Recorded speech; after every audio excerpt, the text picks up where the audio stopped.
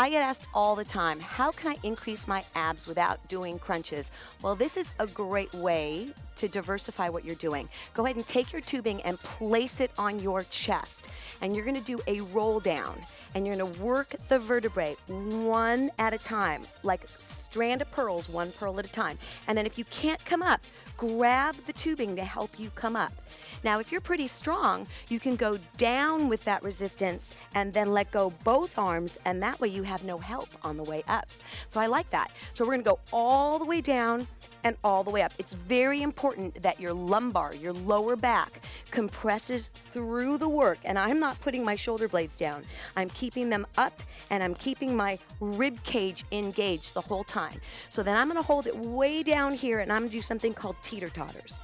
All you're gonna do is tap your heels and your shoulders. And every time you tap your heels or your shoulders, and you can use more help with the arm, you're gonna compress the rib cage. Give me a couple of more, and then we're gonna come all the way up. That is a great way to get that kind of roll down and up with the tubing for your abs. Until next time.